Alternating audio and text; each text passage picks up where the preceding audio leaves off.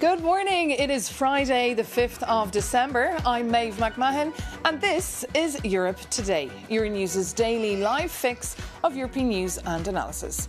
Coming up today, the German Chancellor Friedrich Merz is here in Brussels for a last-minute attempt to convince the Belgian government to come on board with the reparations loan for Ukraine. The Belgian Prime Minister fears that Euroclear, the clearinghouse that holds most of the frozen Russian assets, would bear the brunt of any Russian legal actions in the future. This, as US envoys hold talks with Ukrainian negotiators for their third time in 2 weeks. That's in Florida. For more on what exactly we need to know, I'm joined here in the studio by Euronews Ukraine correspondent, Sasha Vakalina. Good morning. Sasha, lovely to see you here. What should we expect from these talks in Florida? I'm afraid to say, but I really don't have any hope that they will lead to anything. There might be some progress there, because what we know is that the Ukrainian negotiators, specifically the head of Ukraine's Security and Defense Council, Rustem Umerov, they did go to Florida. Why? This is their way of kind of getting an update from Steve Witkoff, Trump's envoy, after his meeting with Vladimir Putin earlier this week in Moscow. And this is what Volodymyr Zelensky, Ukraine's president, had to say about the content of that meeting in Florida.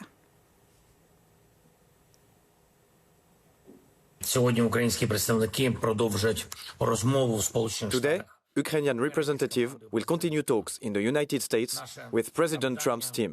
Our task now is to obtain full information about what was said in Russia, what other reasons Putin found to prolong the war, and to put pressure on Ukraine, on us, on our independence. Та щоб тиснути на Україну, на нас, на нашу незалежність.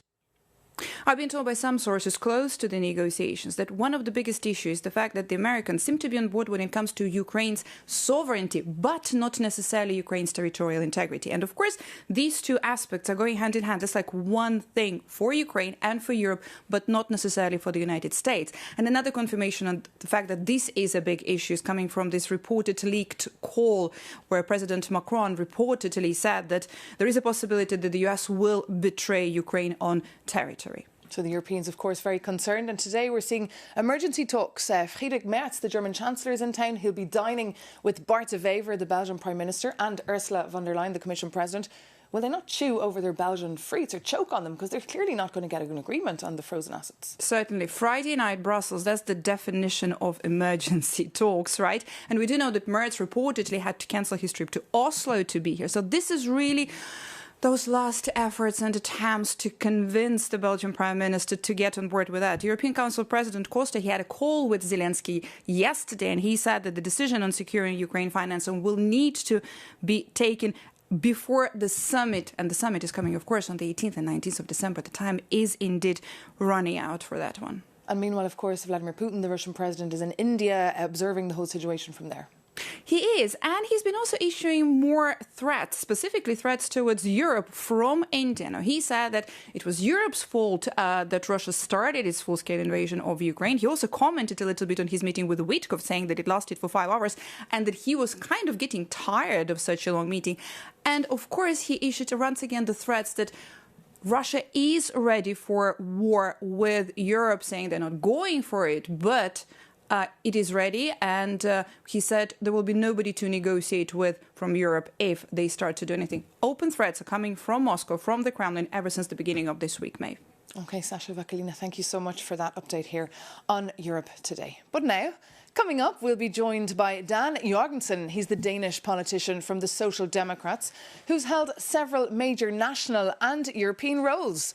And since 2024, he's been the EU Commissioner for Energy and Housing, focusing on trying to wean the European Union off its addiction to Russian gas. Commissioner Jørgensen, welcome to Europe Today.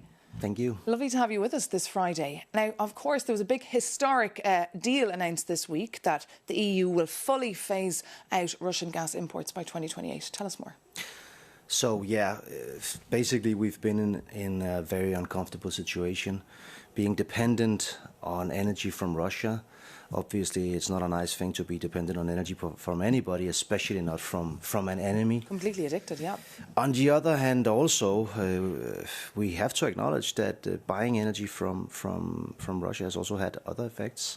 It has helped indirectly finance the war in Ukraine. So why did it take you so long? Yeah, so I used to be a member of the council as an energy minister from Denmark, and I was one of the ministers that argued from 22 that we needed to stop this as soon as possible. The reason why it hasn't been possible is that unfortunately not all countries agreed, because normally you would do this via sanctions and then you can do it fast, but it demands unanimity, and we haven't had that support, unfortunately. So what this new commission decided was that, okay, we will choose another way to do it. So instead of using sanctions, we have used prohibition, so we will actually ban the gas. This has another advantage also, which is that when there's a peace, which we hope there will be soon, that will not mean that we will then just start buying gas again. This will stand also after a peace agreement, which I think is good, because we should never repeat the mistake of becoming dependent on Russia again. And what will the decision mean now for our viewers? Will their energy bills go up or down now this winter? No, we're ready for this decision. So we have brought down our consumption of gas in Europe overall, which is one of the reasons why we can do this without it leading to spikes in prices. But we're also working very hard with the countries that will be most affected to make sure that they have alternatives. But what about countries that are not on board with this phase-out? I'm thinking of Hungary, Slovakia. We saw Viktor Orban, the Hungarian Prime Minister, just recently in Moscow. He said he will take you to court for this decision. Well, to be honest, I don't really understand these countries. I think we should stand together, shoulder by shoulder, against Putin to help our friends in Ukraine. But okay, this is the way it is. We will still help the populations of Slovakia and Hungary, even if their governments do not support this legislation, to make sure that also the citizens in these countries, of course, have access to cheap energy. So the devil will be in the details of this deal. I mean, one thing is launching the historic deal this week, the announcement, and then, of course, implementing will be key. We've worked very hard on this for quite a long time, so it is something that is happening gradually, and it is something that we can do in a way that will not have big negative effects. It will, on the contrary, have a lot of positive effects, which is that we will no longer be able or have to live with being blackmailed by Russia. Russia's blackmailed certain countries in the European Union. We've seen Putin weaponize energy against us. That, of course, is not a situation that is sustainable for Europe. So this is very, very good news, I think, for the European Union. And EU regulators will be kept busy making sure there's no circumvention here as well. That's very true. We need to be very strict in the way that we control this. It's also true that people have said, well, okay, this is the gas, and that's the most important thing, but what about the oil? Because there's also still some oil being imported in Europe, and also here we have said that needs to stop. So and that's on your plate for next year. I will put forward very soon a legislative proposal to make that happen also. So in 22 we got 45% of our gas from Russia, now we get just over 10%, and that'll go away completely. We got 27% of our oil in 22 from Russia. Now we get 2 or 3%. So it's not a big amount, but still that needs to go away completely also. And meanwhile, of course, you are diversifying to make sure that we don't run out as well here in Europe. Yes. Dan Jørgensen, Commissioner there for Housing and Energy, thank you so much for being our guest on Europe Today. And as I said, of course, Dan Jørgensen is also responsible for housing. And it's the first time, in fact, Brussels appoints a commissioner in charge of housing. And with the picture across Europe pretty dire, it is a huge responsibility for the commissioner. Jakob Janis reports. Dear Diary, living with your parents has its perks. Free laundry, zero rent, and dinner is always on the table. It's fun when you are 15, but is it still fun when you are 35? For a record number of Europeans, the mom and dad's hotel isn't a luxury. It is an economic necessity. The latest data shows the average European now leaves home at the age of 26. But statistics lie. If you live in Finland, you are likely independent by the age of 21. But in Croatia, you are stuck in your childhood bedroom until you are over 30. It is the same story in Spain, Greece, Italy and Slovakia. And just look at these numbers. Just in last 5 years, rents in Lisbon exploded by 81%. Prague's jumped by 73%. That is almost an extra rent on top of your monthly rent. And even a bit more affordable cities like Warsaw are now becoming out of reach. Finally, it is fine to rebel in your teens. But what happens if you can't escape that stage? Research suggests this crisis is eroding support for the center-left and fueling anti-establishment sentiment. Housing is technically a national issue and the EU isn't supposed to touch it. But the pressure is so high, Ursula von der Leyen appointed the first ever commissioner for housing to intervene. But let's be real, bureaucracy moves slow and rents move fast. Anyway, I gotta go. My mom is calling me for dinner. And yes, I already washed my hands. Jakub Janis there with his daily dose of humour, but also hard facts on a very serious topic. And now moving on to another story that's turning our heads here at Euronews in Brussels, and that is the unrest in Bulgaria. After days of protests across the country, the government has put its controversial 2026 budget plan on hold.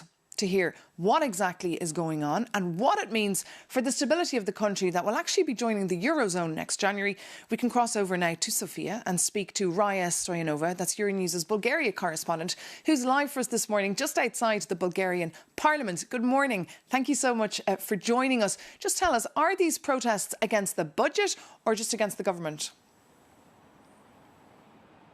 Good morning. Let me start with the fact that there is a lot of political tension right now in Bulgaria.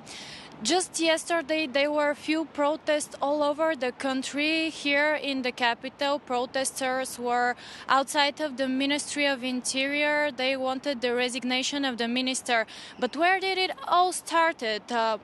On Monday, there was one of the largest demonstrations here in front of the Bulgarian parliament. People went out on the street to express their dissatisfaction with the budget plan for next year, but the frustration grew and they started demanding the resignation of the government. And what is happening right now, the government is making a new budget plan for next year. However, there are still planned protests for next week. But what are the protesters demanding? Let us hear now.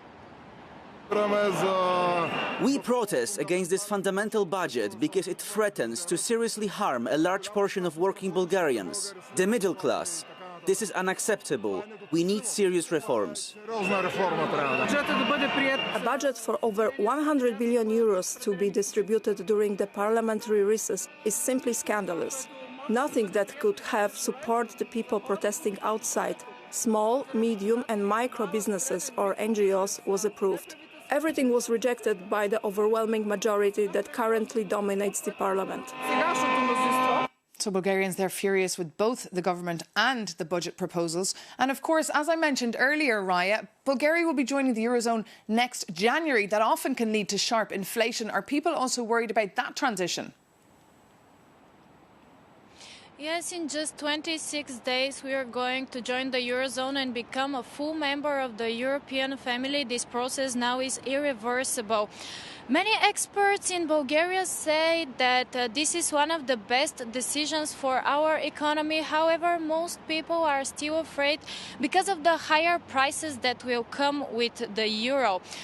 The problem is that those fears are pushed by some of the political figures in Bulgaria, such as the president and some of the nationalist parties in Bulgaria. So the other problems is that if the budget for next year isn't ready on time, we will enter the Eurozone with our old budget. So to sum up, right now there is a lot of political tension, and just a few minutes from now, right here in the parliament behind me, the opposition will submit a vote of no confidence against the cabinet. What will happen, we'll expect to see. OK, well, we'll keep a very close eye on that. Raya Stoyanova, thank you so much, our correspondent there in Bulgaria. Well, this does bring this edition of Europe Today to an end. Stay with us, though, here on Euronews for more news and analysis. And we'll be back on Monday morning with a new edition. See you then.